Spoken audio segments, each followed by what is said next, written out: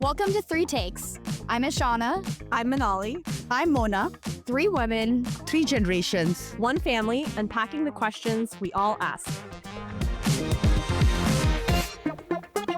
Welcome back to Three Takes. Today we have a very special episode. We are joined by Dr. Jennifer Reid, a board-certified psychiatrist and a clinical assistant professor at the University of Pennsylvania. She is also an award-winning educator, creator, and host of A Mind of Her Own podcast and Substack, and more recently, the author of Guilt-Free, Reclaiming Your Life from Unreasonable Expectations. And we really want to take a deeper dive into the book today. But thank you so much, Dr. Reid, for joining us. Oh, please call me Jennifer. And thank you so much for having me. I love the concept of your podcast, all these different generations commenting on ideas. Yeah, no, thanks, Jennifer. So I think this book in particular resonated with me so much because I'm a mom of 2 4-month-old twins, and I just started going back to work. And my mind when I'm at work is at home. And when I'm at home, it's like, oh, I didn't do enough at work. And so I'm constantly feeling this tag and pull of guilt all the time, kind of no matter where I'm at. And I think it's a question for a lot of women, too. I know my mom read the book. Do you want to share kind of what your first impression was? Yeah, so actually I was able to resonate with book that so much. And I know Minali read and my younger daughter Ishana read. And we just talked about it. Oh my gosh, it felt like that's us. Didn't matter what generation we were in, what age, what stage of our life, we all feel the same thing. So why it is causing that? And in yours, you have defined that ideal woman image. So did it evolve over the time, and what is it? Yeah, that's a great point. I mean, I've been talking with my mother, and she's been talking with her friends about this, and you're absolutely right that it spans across multiple generations. This isn't something that's just in a particular small group of women, and that's why it was so important for me to write this book, because I was hearing it from everyone in all walks of life.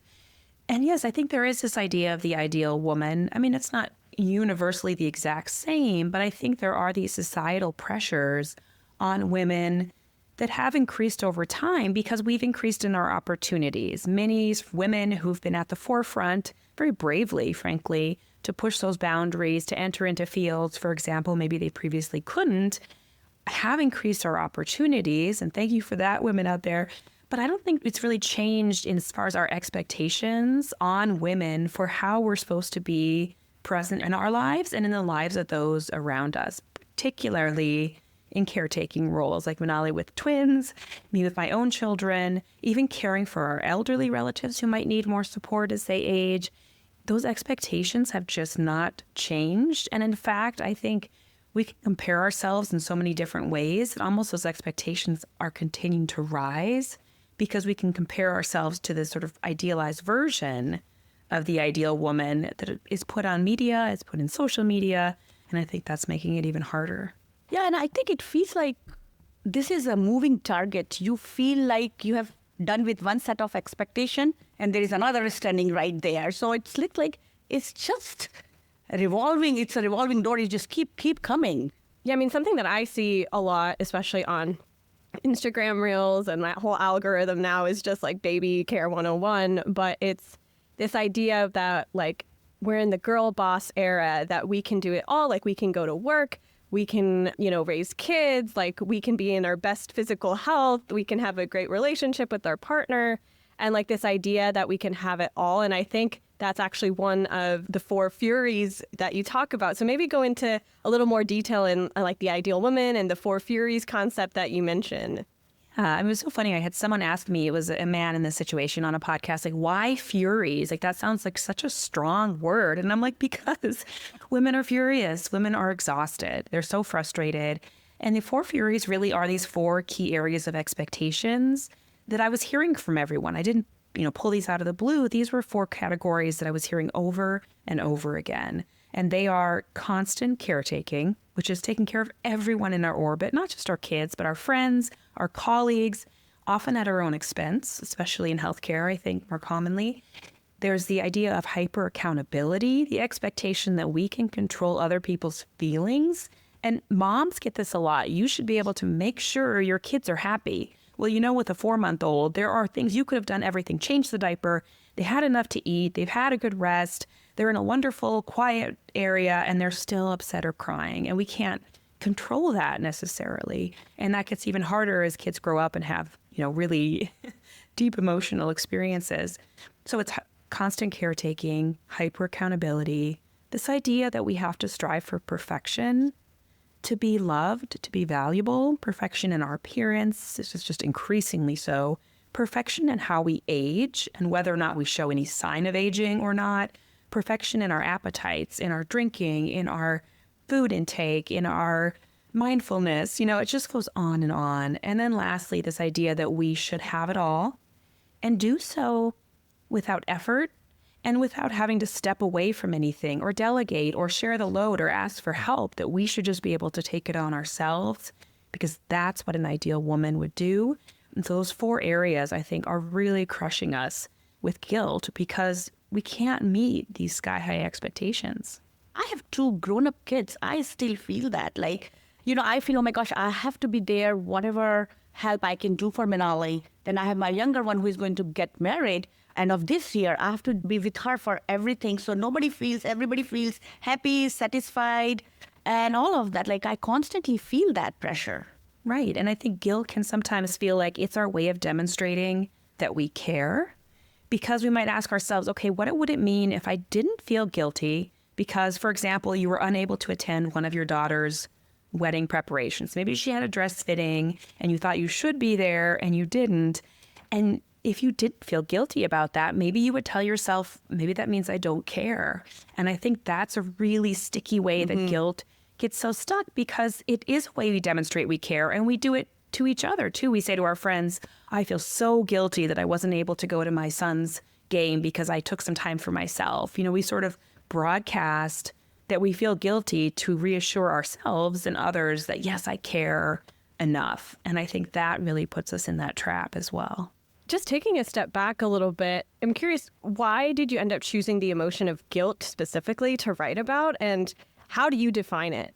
I think that's really been interesting because it was like, there's a lot of guilt happening here. And the more I looked into it, the more I realized how truly applicable it was in these situations of not feeling like I'm doing enough, I'm not there enough for people, I'm not working hard enough, I'm not productive enough. That it's a sense, guilt is different than shame, and that guilt is sort of, I've made a mistake and not done something I should have, or done something I wish I hadn't done. Whereas shame is sort of a general sense of I am just bad in general. And that kind of causes us to pull away and sort of hide.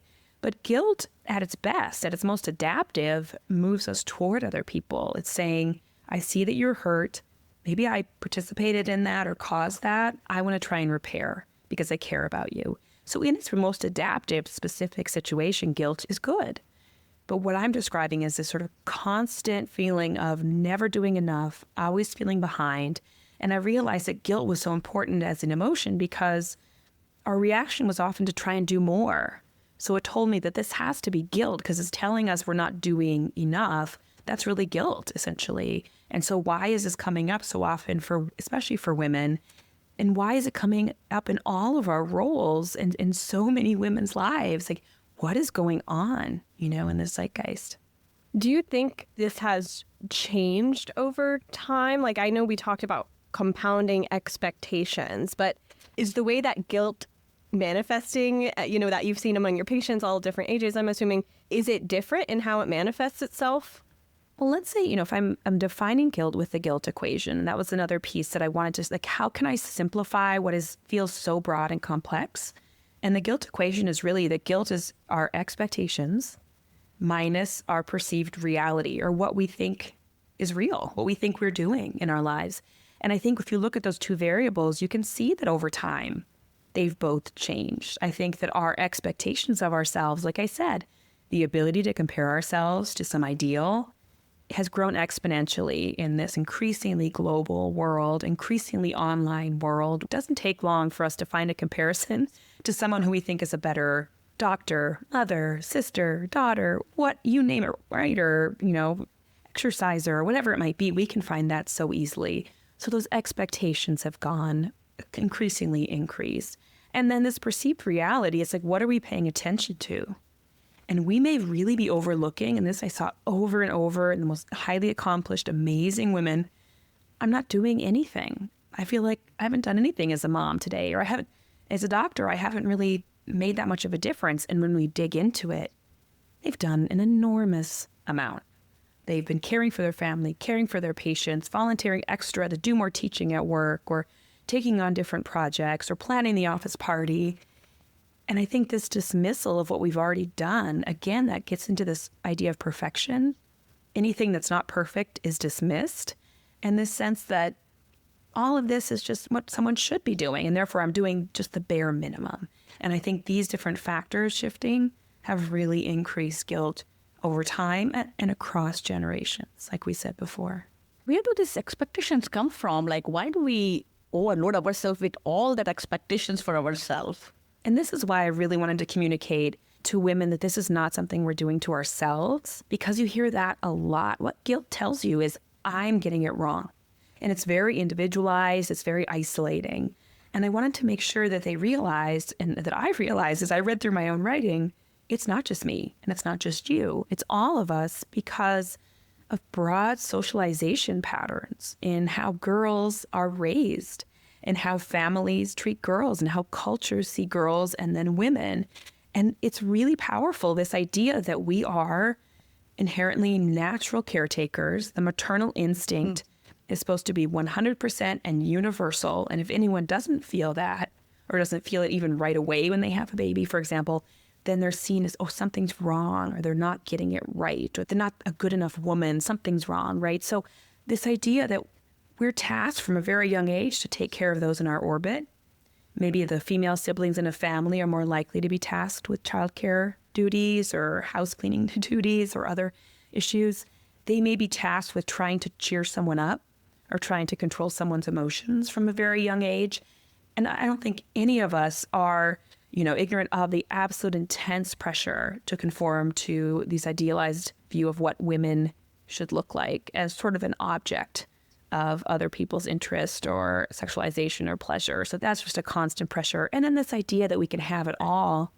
I think positive messaging saying women could be in any of these roles. Women absolutely could be doctors. They could be astronauts. They could be president. Yes, but the idea that they can still carry on all those other expectations and tasks 100% of the time, never need help, never get tired, never need rest, has really contributed to this sense of I'm not meeting that kind of crazy expectation, if you think about it. This reminds me a lot. In college, I was a women's studies minor.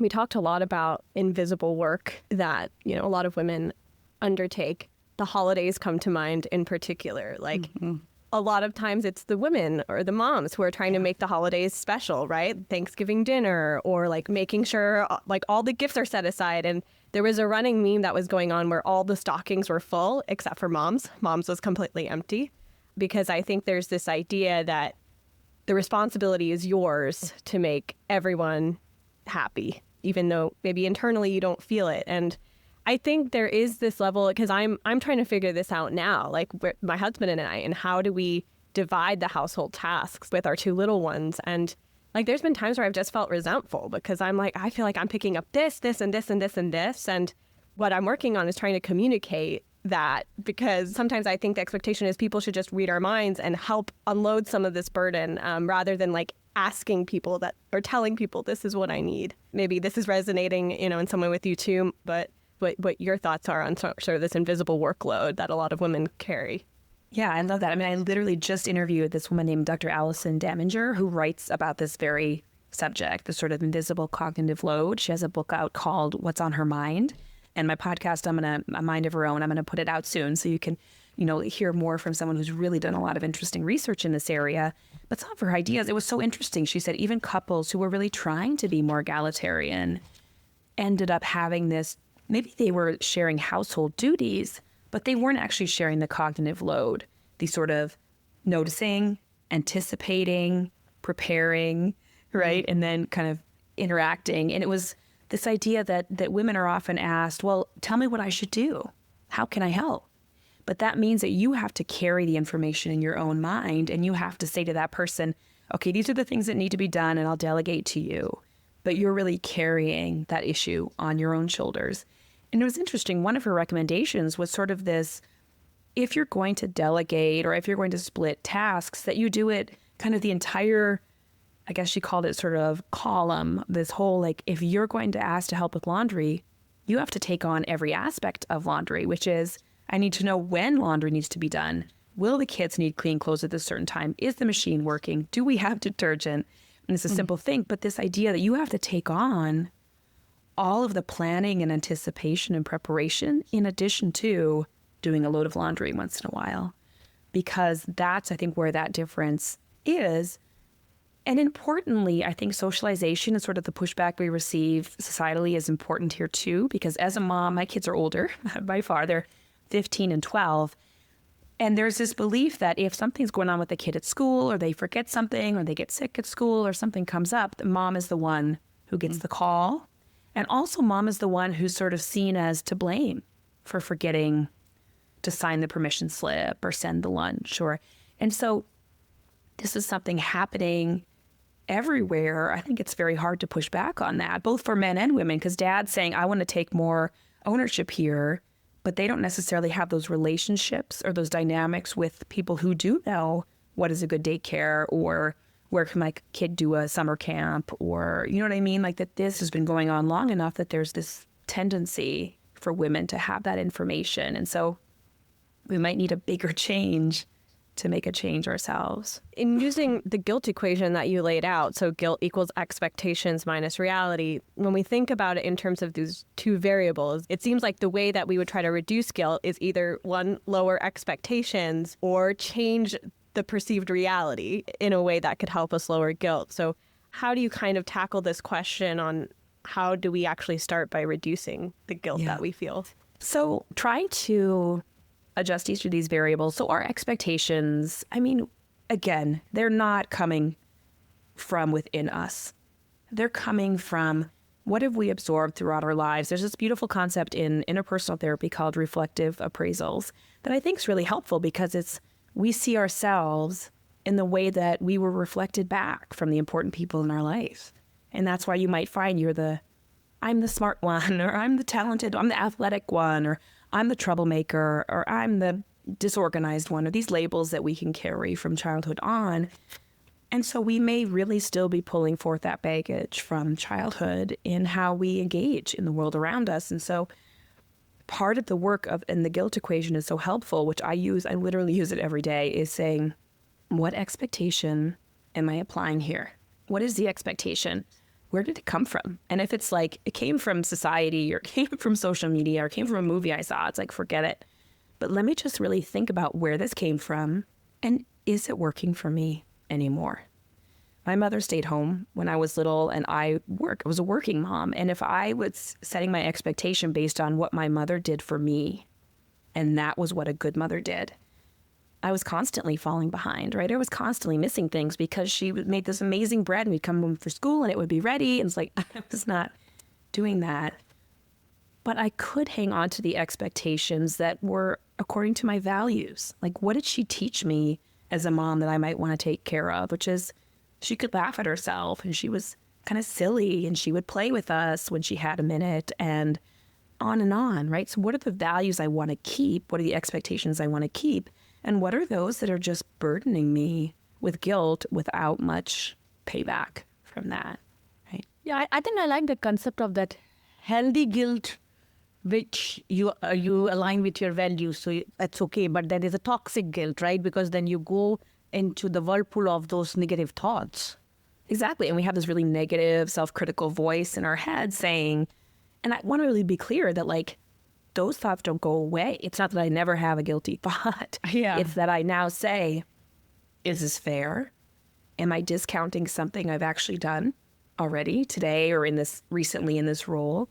And do I need to let guilt make my decision here? Because when guilt makes your decisions, you do things to try and get rid of it.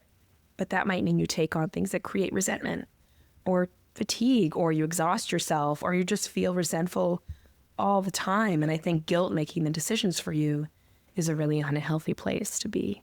If someone is, let's say, in a guilt spiral, what would be some practical strategies that you would try to offer to help them get out of that place?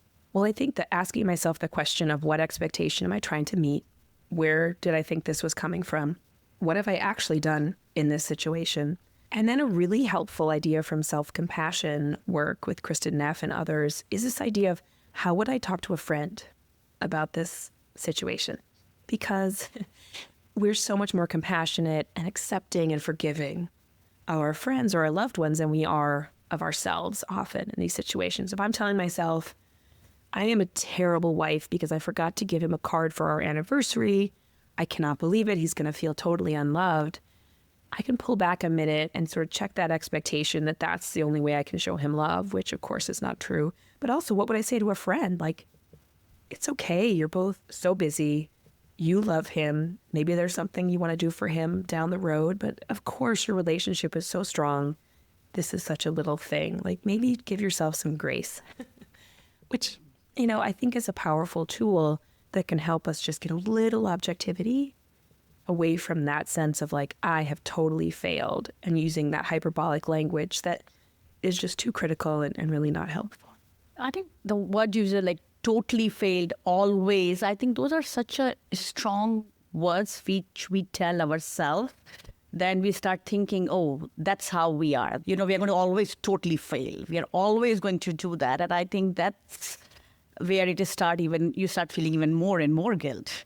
Yeah, it seems like we almost talk in absolutes, like we're the best or we're the worst. And one of the strategies that you talk about in the book that, really stood out to me was how do we transform negative thoughts into neutral and then positive thoughts? And so I would love it if you could maybe give our listeners like some examples of a negative thought and how we can turn that to a neutral and then positive one.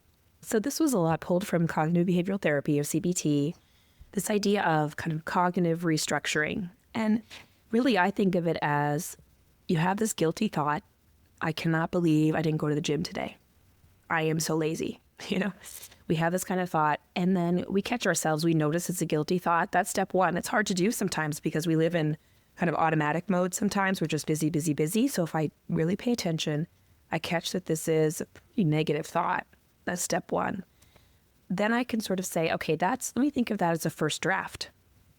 Knowing now that I've written a book, how bad the first draft is and how much editing it needs, that's really been, very clear to me recently. I can rewrite that because we are not our anxious thoughts. We are not our guilty thoughts. In fact, I was just listening to Michael Pollan. He's written a book on consciousness, and I was on a video call with him, and he talked about I was asking him about actually like psychotherapy and this idea of when I'm helping someone to identify their anxious thoughts, who's doing the identifying? Like, what is our consciousness that's able to do that? But that's what we're trying to nurture and grow, is the ability to say, that's a guilty thought. What would it sound like if I rewrote it a little bit more neutrally? Because sometimes it can be very happy to go from, I can't believe I didn't go to the gym, I'm so lazy, to, I didn't go to the gym today, but I've been doing all these wonderful things for myself and I'm so proud. Like, that feels like a really big leap. I get that. But how do we go to something more neutral? I didn't go to the gym today. I want to be going to the gym regularly, and so I want to try tomorrow. Or I'm feeling really tired. I know that I needed the rest. That is okay to take this day, and I have all these opportunities in the future to do it, right? So just a little bit more neutral, a little bit less critical, dropping out things like I'm so lazy, I always do this, I never go, I never do this. It's such a helpful practice because you learn how to do it, and then you can rewrite really any anxious or guilty thought that comes to mind, because they will keep coming. But over time, they carry less power because we're like, wait, caught it, rewrote it, moving on. And you really learn how to do that pretty skillfully. And then it makes a big difference about how we're feeling about ourselves. Yeah, well, I know you had talked about a lot of the positive psychology framework as well. If you wanted to tell Jennifer some of the insights you had on that. I have been applying a lot of positive, like PERMA, like, the positive emotions, the relationship, the meaning and achievement. And they have come with the new, which is vitality, the health. And I think having that positive emotion, just a small thing, the gratitude journal, and rewarding yourself with achievement. So I can give you an example of something. So although I do apply to people, but I myself was going through a pretty negative thoughts about certain relationship. So what I did, I started writing what is the top 20 things happened in that relationship. So trying to convert that negative thought into the positive And actually, I was able to write 50 things. So what I felt, it's not just the organization you are teaching the leadership team, what I can do for myself. So the positive psychology, I think, has really impacted quite a bit for me personally to fight with the guilt and teach others as well. Yeah, how have you seen that in your practice? Yeah, I mean, I think positive psychology, I mean, I'm partial because I'm at Penn, but it's such a wonderful concept because it's really about how are we focusing our attention in a totally different way. I mean, sometimes as a psychiatrist, it can be difficult because it's all pathology. What's wrong? What are they getting wrong? What are they suffering from? What are they doing that's not societally acceptable, et cetera? And positive psychology is very much like, what are they doing right? What are they enjoying? How can they flourish? You know, that's such a key word. And I really wanted to bring that in because when you look at the guilt equation variables, this idea of perceived reality can really be shaped by the different positive psychology strategies. So you talked about gratitude journal. I really love the 3 blessings exercise where at the end of the day, you either write down or speak out loud to someone else, what are 3 things that went well today? And I do that with my family around the dinner table, not infrequently, because it's like, I get so much more information than how was your day, which is usually like, fine, mom, you know, that's all I get. Yeah. So that's really, really helpful. And just the idea of how do we savor the good moments? How do we really appreciate those? Like my sons were both just in different musicals and I only got to see a few shows because they only put on a few. And I was just trying to savor every minute of seeing them up there, like singing and dancing joyfully. I took a picture or 2, but really, I think that's why we take so many pictures because we think I'm going to savor this later. But I think I was just like, how do I take in every aspect of this so that I can remember how I was feeling months down the road because I feel so much joy in this moment. And I think learning how to practice that and engage in that savoring experience and teaching it to our kids, because they were the same. When it was done, they were both so sad. They were like, it's done, it's over. And I'm like, let's see if we can savor all the wonderful things about it. It's okay to feel sad now and to grieve the loss of that, but let's savor, let's relive some of those moments. And so I think positive psychology is wonderful, and I love the shift in attention that it provides for us. The women who you speak with, is there a particular strategy that seems to work the most that you've seen when it comes to trying to get out of a guilt spiral? I think that the idea that they can call it guilt and that they can say, okay, I've learned something about this. I know that there are these kind of broad expectations that are placed on women. So I'm not coming up with this myself. Like, oh, I think just that insight is so powerful because it gives you the confidence to push back because you're saying, oh, it's not that I've gotten something wrong and I need to just work harder or do more. It's I'm caught in a spiral that was created by these unreasonable expectations. Let me see if I can kind of push back on those and really elevate the things that I've been doing and the ways I've been showing up. I think that just is such a powerful framework to be able to say, this is not my fault. This is not something I'm getting wrong. I find that to be the most powerful. I'm working on trying to set up like guilt-free groups that are really easy for women to take on because I think that's another really helpful part is if I can talk, you can talk to other women, compare notes, be like, yeah, I felt that way too. Or like, I can't believe you felt that way. You have it all together. Like that kind of dynamic can be so life-changing. And so I'd love to hear women like getting together in groups to talk about some of these concepts because I think that is what's such a powerful force. I would be happy to join, one of those groups too, because the book like hit me in so many different areas. Another thing that really stood out was the idea of creating boundaries and delegating. And I've had to do that, especially like when my parents come to help or my in-laws come and help. And it's like, we're so grateful for like all of the care that they're giving, our babies. But like, there's some times that we have to say like, no, that's not how we want to, do sleep time, or that's not how we want to do like bath time. And like, it's hard to do sometimes because you don't know how the other person is going to receive the boundary. And I will say from the delegation standpoint, also, sometimes it's just hard to let go and let other people do the work, in a shared way. So, I'm curious what your thoughts are on that. That can be really hard. Gosh, I remember with my babies, it was like, no, this is how they're swaddled. This is how they're going to go for sleep.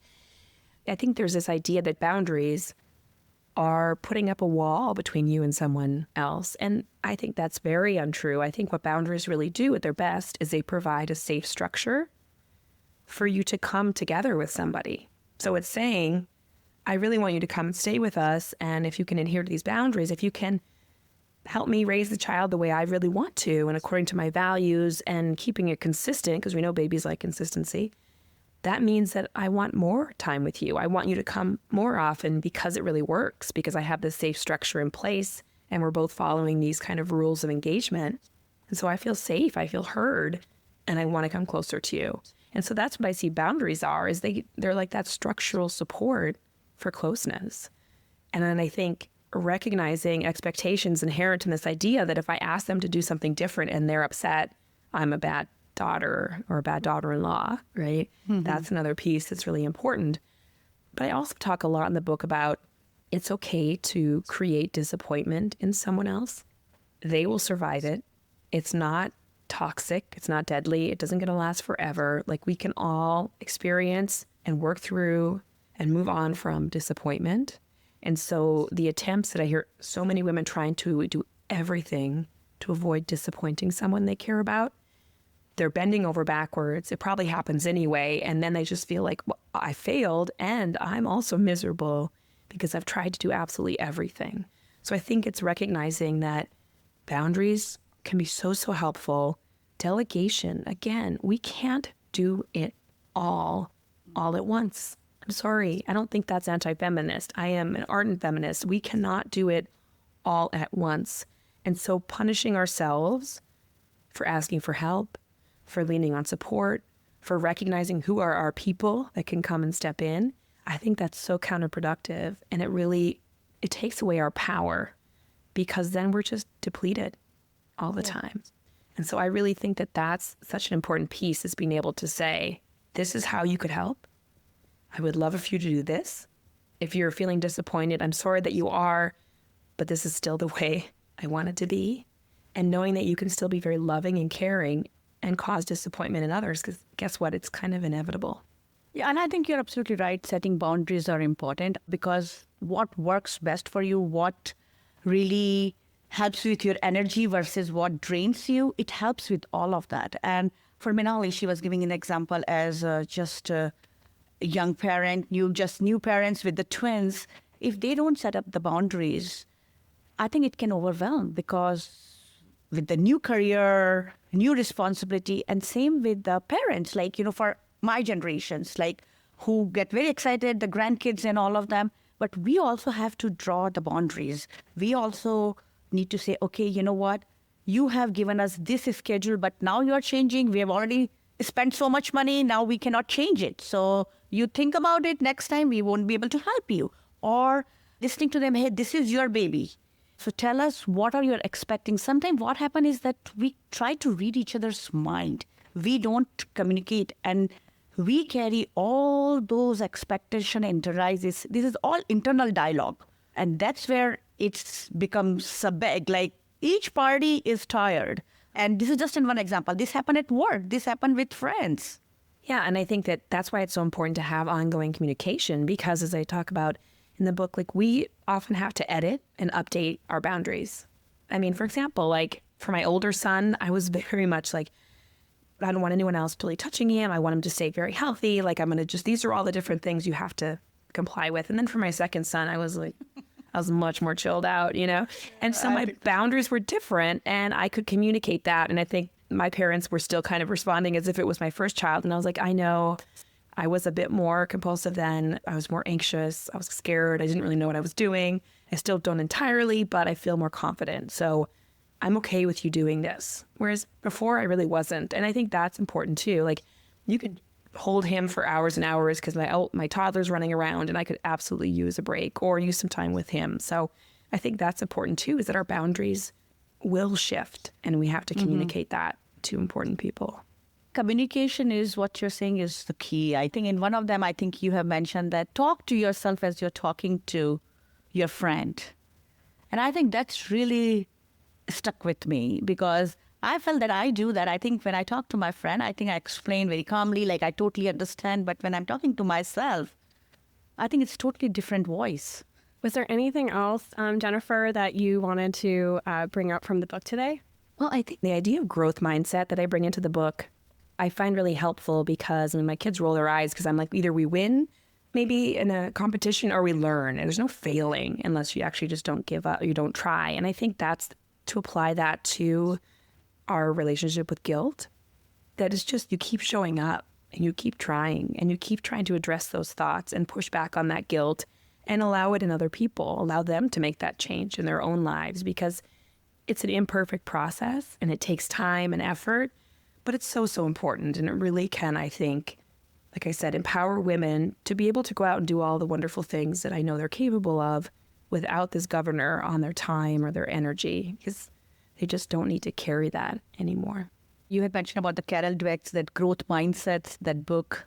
It really helps a lot to the way you're thinking. So that's a really, really good book to read, I felt. In addition to Jennifer's book, too. Yes. Thank you. Of course. Yes. Maybe, Mama, we can do the takeaways from the conversation. Yes. I think for me, I really love how Jennifer framed the guilt equation and defining guilt as like consistent of two different variables. So expectations minus reality. And when we think about perceived reality, one strategy that stuck out among the many is creating like positive emotions. So how do you take a negative thought and then change it to a positive thought? I like the gym example because like working out as, as like sleep deprived as I am, it's like, okay, you know what? Today I didn't work out, but I got more sleep and that's a win for me. That's just like one example. But Mom? There are so many, so, I think the list can go on. But one of the things is that, that expectations, where it's coming from, I think not necessarily consciously we are making those. I think we have inherited. So I think taking a pause and reflecting and seeing if it's a realistic expectation versus what is that. I think that pause is really important. Listeners, please check out Jennifer's book, Guilt-Free, Reclaiming Your Life from Unreasonable Expectations. I promise you it's worth the read. I learned so much from it. You can also find Jennifer and listen to her on her podcast, A Mind of Her Own. And she also has a Substack with it. Anywhere else people can find you, Jennifer? Yeah, they can go right to my website, just jenniferreidmd.com. And listeners, we'd love to hear from you if you have any experiences related to guilt that you want to share, any strategies that you've learned over time on how to combat guilt. Please reach out. You can DM us, visit our website, or email us. Thanks for joining us on Free Takes. If something we shared sparked a new thought or opened up a convo with someone you love, we'd love to hear about it. DM us on Instagram at 3.takes, email us at connect@3takes.com, or visit us at www.3takes.com. And if this episode meant something to you, share it with another mother, daughter, or sister in your life. It's how we grow and how the stories keep moving.